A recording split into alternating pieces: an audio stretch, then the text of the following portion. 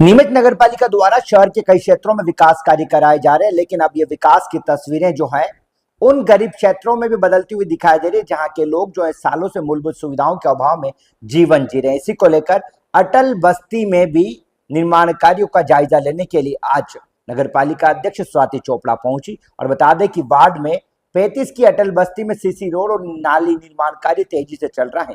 मौके पर पहुंचकर नपा अध्यक्ष स्वाति चोपड़ा ने निरीक्षण किया और अधिकारियों को गुणवत्ता के साथ समय पर कार्य पूरा करने के निर्देश दिए। करीब 25,50,000 की लागत से बन रहे इस कार्य में 480 मीटर लंबी सीसी रोड और 750 मीटर लंबी नाली का निर्माण किया जा रहा है, जिससे क्षेत्रवासियों की कीचड़ और जल भराव की समस्या से राहत मिलने की उम्मीद है।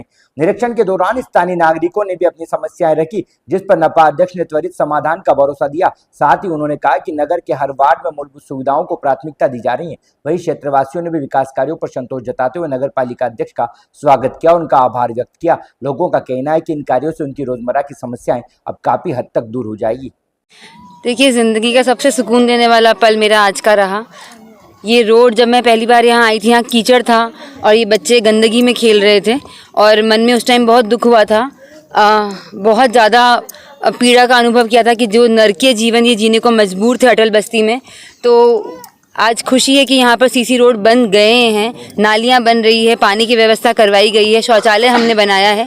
और मैं सभी का धन्यवाद देना चाहूँगी। माननीय हमारे विधायक जी, कलेक्टर सर ने बहुत सहयोग दिया, साथ ही मेरे पार्षद भाई आलोक जी सोनी हैं, रुपेंद्र जी हैं, सभी ने मिलकर ये प्रयास किया कि इनको सारी सुविधाएँ मिलें जिसके ये हकदार हैं। हमारी पार्टी हमेशा ये बोलती है कि जो अंतिम पंक्ति में बैठा व्यक्ति है उसकी मदद हमको करनी है, जिसका कोई नहीं उसकी भारतीय जनता पार्टी है। और आज मेरे मन में ये सुकून है, खुशी है और गर्व का अनुभव कर पा रही हूँ कि इन मासूम बच्चों को एक अच्छा जीवन मिलेगा, सम्मानजनक जीवन मिलेगा। अब यहाँ पर रोड बन चुके हैं, अब इनको कीचड़ में नहीं रहना पड़ेगा, यहाँ मक्खियाँ नहीं होगी, यहाँ गंदगी नहीं होगी, यहाँ पानी की व्यवस्था है, शौचालय की व्यवस्था है। और आने वाले समय में मेरा ये सपना है कि हम इनको पट्टे भी दिलवाएं। जब इनको पट्टे मिलेंगे और इनको प्रधानमंत्री आवास के माध्यम से अगर 2.5 लाख रुपए मिलते हैं, तो ये जो झुग्गी झोपड़ी में रहने को मजबूर हैं, इनका भी एक निर्माण होगा, एक ऐसी सुविधा होगी जिससे ये अच्छा जीवन जी पाएंगे।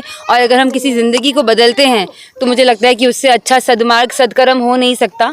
और प्रभु को भी धन्यवाद देती हूँ और सभी को धन्यवाद देती हूँ, पूरे बस्ती वालों को धन्यवाद देती हूँ कि इन सबके एफर्ट से इन्होंने मांग करी, हमने सोचा, मैं यहाँ आई, हमारे माननीय विधायक जी, हमारे माननीय सांसद जी और सभी ने सहयोग दिया, तो ये काम आज संभव हो पाया है। और निश्चित ही ये हमारी जिम्मेदारी थी और इसको हम आगे भी जहाँ जहाँ कामों की आवश्यकता है, जहाँ गरीब बस्तियाँ हैं, जहाँ कभी काम नहीं हुए, ये मैं वादा करती हूँ कि उन गरीब बस्तियों में ज़रूर काम होंगे।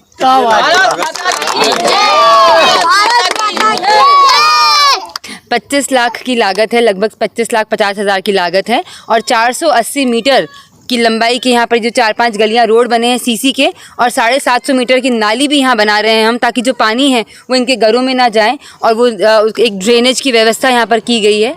मैडम, जो ठेकेदार यहाँ काम कर रहे हैं, क्या कुछ कमी पेशी देखने को मिली इसके अंदर या क्या? देखिए, ठेकेदार जी को भी हमने सख्त यही बोला है कि आपका जो काम है अगर अच्छी गुणवत्ता का नहीं हुआ तो निश्चित ही आप पे कार्रवाई होगी और आपका पेमेंट भी नहीं होगा। क्योंकि काम जो है ये सोच लिया जाए कि अगर कि ये एक गरीब बस्ती है, यहाँ पर कैसा भी काम कर दो तो ऐसा नहीं चलेगा।